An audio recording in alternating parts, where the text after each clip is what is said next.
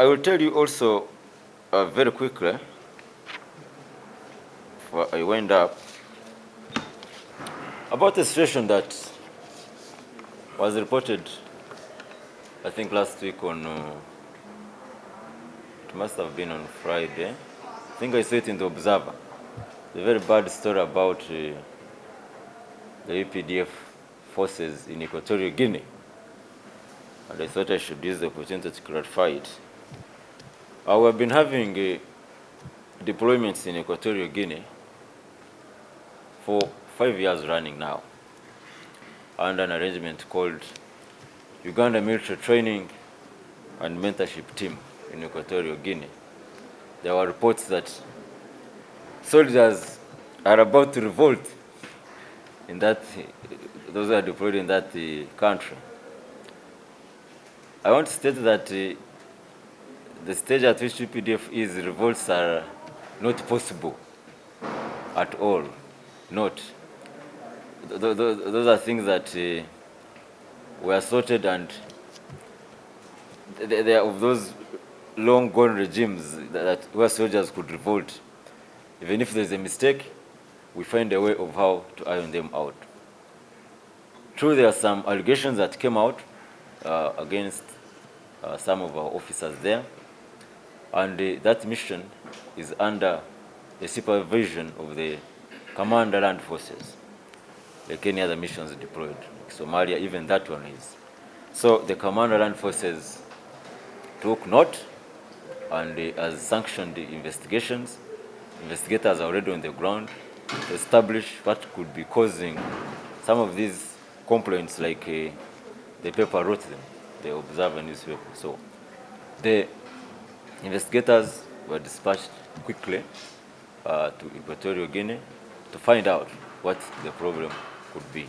But I want to state that there cannot be a revolt, and even those who put that kind of information in the press are some of indisciplined individuals, and some of them have already been sanctioned and brought back to the country to make sure that they help in investigations.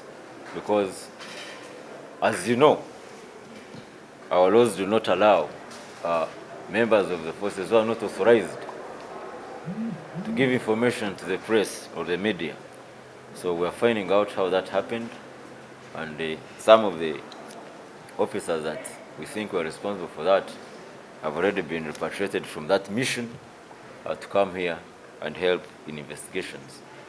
But those investigations, like I said, also some members were dispatched by the Commander Land Forces to go and dig into all this and find out what the problems could be in that particular mission, which has otherwise been running without any incident ever since it started in 2017.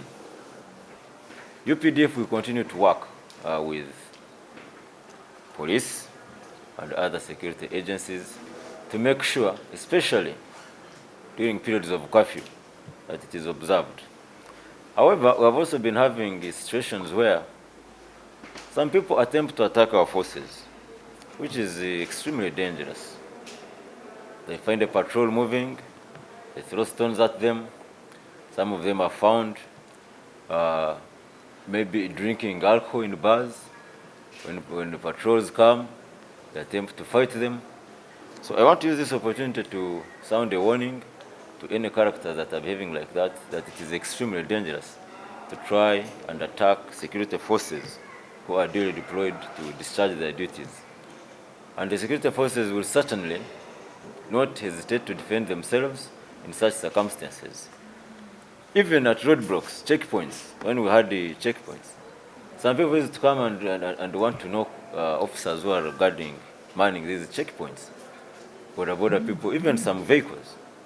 Because if someone flags you down, says, come, this is a checkpoint, we want to establish this and this and this, what is the reason now for you not cooperating if you are legal on the road?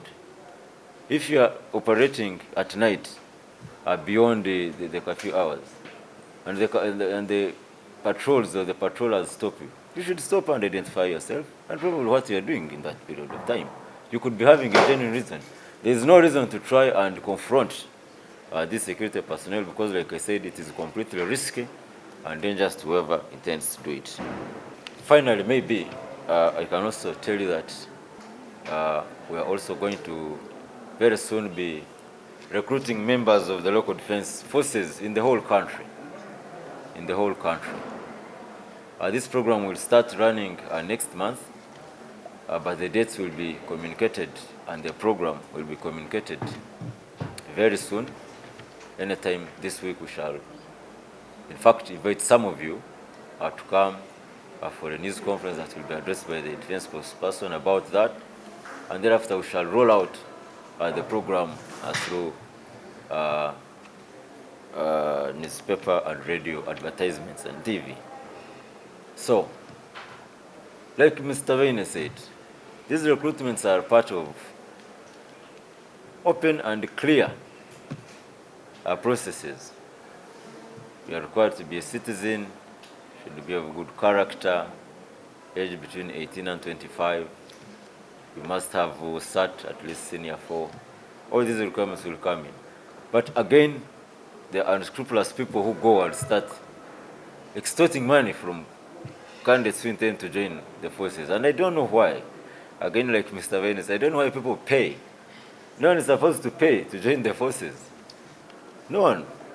So I'm sounding again a warning or information to whoever may be interested in joining the local defense forces, that whenever the announcements and the designated dates for each district are published, you do not have to pay money to anybody to be able to join the defense forces. If you qualify, you'll of course go through interviews, and there will be no need for anyone to pay money to come to those interviews.